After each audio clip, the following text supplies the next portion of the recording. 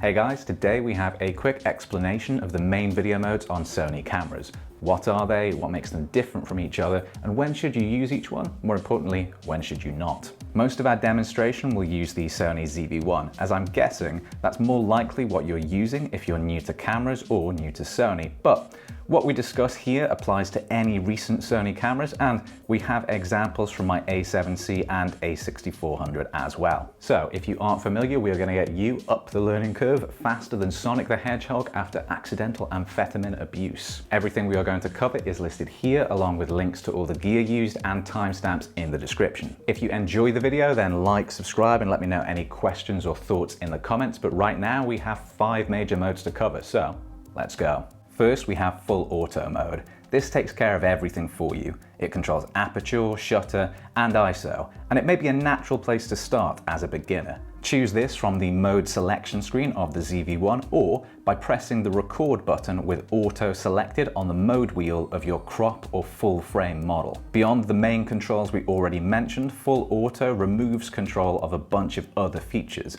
You won't be able to change white balance or choose any picture profiles. So, do I recommend this mode? No. The camera will likely do a decent job with everything on automatic, but like going to a low-cost BDSM club or migrating to North Korea, surrendering all your control opens you up to a lot of risks. In video, continuously changing settings can be quite problematic. Now, that's not such a problem for photos, so bear that in mind because it applies to everything we're going to discuss today. Changing aperture automatically can make depth of field and bokeh noticeably change, while changing shutter automatically can alter motion blur. We'll discuss more on both later. No control over white balance means there is a risk of significant color shift between clips or if the lighting around you changes, as the examples you're seeing here illustrate. While no control over picture profile means you can't benefit from the higher dynamic range of HLG or S-Log profiles or the flexibility of matching your picture settings to go with footage from other cameras. And like a Karen in a confrontation, my complaints continue, but this is the last. Automatic ISO can lead to ISO pushing up to really high levels and creating issues with image noise and softness. So I'm not a fan of full auto mode. I trust it about as much as the tips on my fashion channel. Yo, today we're gonna talk about hat layering and hat accessorizing, the missing link in your aesthetic life. The less said about that, the better. But what about program auto mode, and how is that different? Program auto is one of our options within video mode rather than a dedicated auto mode, and it gives you much more control than full auto. We gain control of white balance, picture profile, and ISO, which is all positive. However, shutter and aperture stay out of your control and fully automatic. That means your footage can suffer from changes to both focal depth or bokeh and to motion blur. For that reason, I don't recommend using program auto mode. There is too much risk of distracting and weird variation in your video. Trust me, all my videos are distracting and weird, but at least I control the variation. I would personally never use full auto or program auto, and I wouldn't recommend them unless you aren't bothered by all the potential inconsistencies we have discussed so far. But what if you want to keep consistent motion and avoid the choppiness you get at very high shutter speeds or the blurriness you get at very low shutter speeds? Then shutter priority could work. Here, shutter speed is fixed at whatever level we set it at, while aperture varies automatically to manage our exposure.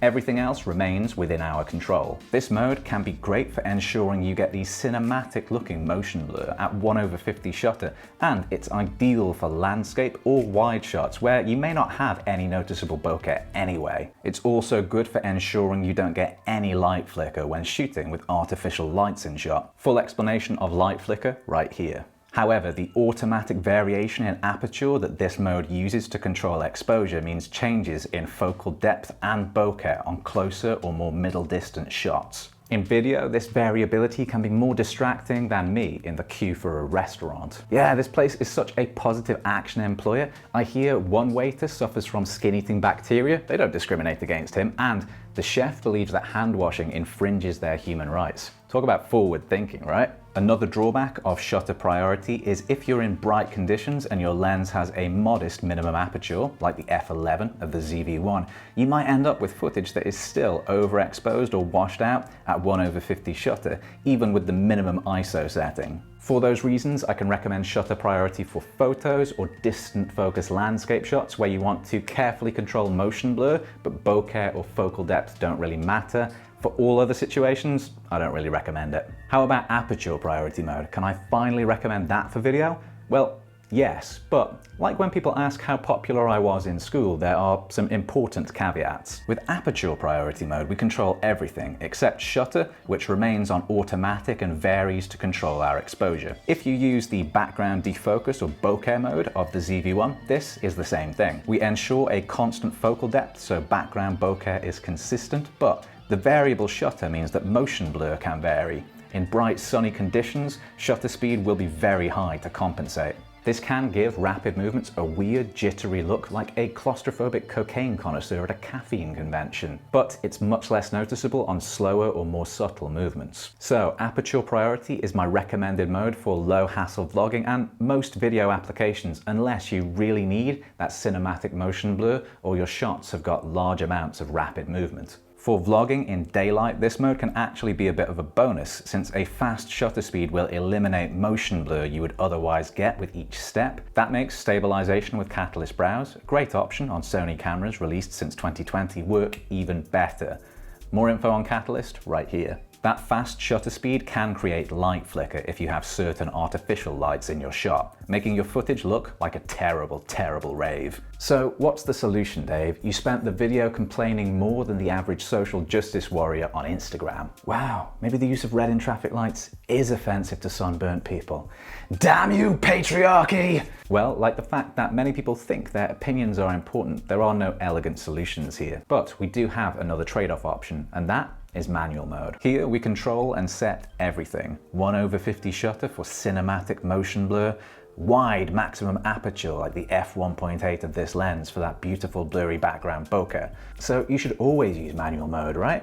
Well, it's not quite that straightforward. If you're in controlled conditions and can manage your lighting, or you want the truly cinematic look, or indeed if you are in lower light, I recommend using manual mode. Plus, if you want changing lighting to be a feature of your shot, this is the mode to choose. All the others will try and compensate to keep your exposure constant, leading to all sorts of weirdness. But if you're vlogging in the day, shooting outside, or in unpredictable conditions, the fixed nature of your settings in manual mode means you can quickly get over or underexposed footage. You can manage that by tweaking settings, or if you want to be shooting at 1/50 shutter and f1.8 wide aperture in daylight, for example, using a variable ND filter like this one to avoid the overexposure you would otherwise suffer. All very doable, but requires a bit more active effort and understanding than our other modes. So, like a bunch of sword-wielding warriors in feudal Japan, let's summarize.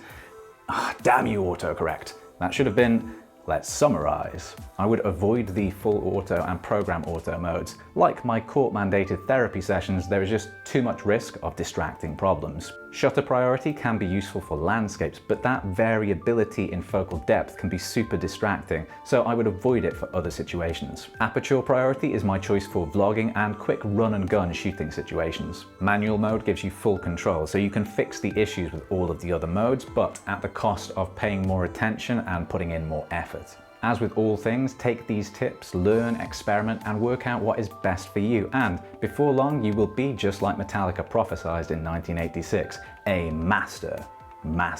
Which brings us to the end for today. A massive thank you for watching, especially making it all the way to the end of the video. If you enjoyed it, then like, subscribe, and let me know any questions or thoughts in the comments. Most importantly, until next time, take it easy.